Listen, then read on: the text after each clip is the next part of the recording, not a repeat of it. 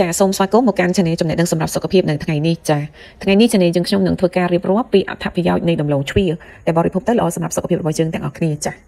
ដោយអ្នកទាំងអស់គ្នាបានជ្រាបហើយថាដំឡូងជ្វានឹងគឺជាប្រភេទអាហារសម្រន់ដែលខ្មែរយើងនិយមចូលចិត្តជាពិសេសនៅតាមតំបន់ជនបទចា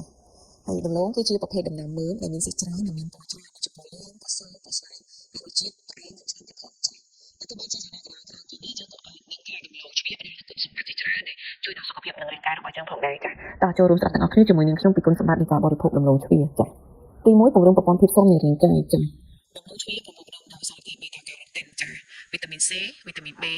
រ៉ែដៃនិងផូស្វ័រដែលពង្រឹងប្រព័ន្ធភាពស៊ាំឲ្យរឹងមាំដែលអាចជួយប្រយុទ្ធប្រឆាំងនឹងជំងឺផ្សេងៗក៏ដូចជាការឈឺចាប់ដែលកើតឡើងនៅលើរាងកាយផងដែរចាទី2គឺទប់ទល់រលាកចាជួយប្រឆាំងនឹងព្យាបាលអាការៈរលាកទាំងនៅក្នុងនិងក្រៅខ្លួនចាដែលផ្សំបញ្ចូលរវាងសារធាតុបេតាការ៉ូទីនម៉ាញ៉េស្យូមនិងវីតាមីន C ចាទី3អាចជួយគ្រប់គ្រងជំងឺរលាកសន្លាក់ចា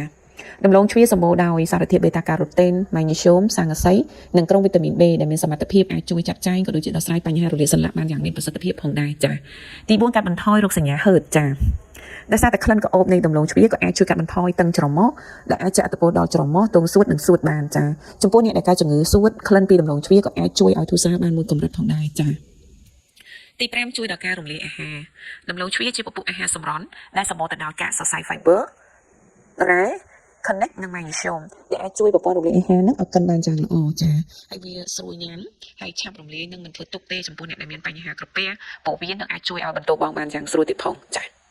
ទី6ជួយប្រយុទ្ធប្រឆាំងនឹងមហារីកចាដំឡូងជ្វាជារោងចក្រផលិតថាមពលនៃជាតិបេតាការ៉ូទីនអង់ទីអុកស៊ីដង់ដ៏អស្ចារ្យនិងអាចជួយប្រឆាំងនឹងមហារីកបានទៀតចាពេលផ្សំបញ្ចូលគ្នាជាមួយនឹងវីតាមីន C អាចជួយឲ្យដំណើរការល្អក្នុងការព្យាបាលមហារីកច្រើនប្រភេទជាពិសេសនោះគឺមហារីកក្នុងពោះវៀនធំពោះវៀនតូចក្រពេញប្រូស្តាតតម្រងនោមនិងសរីរាង្គខាងក្នុងដទៃទៀតផងដែរចា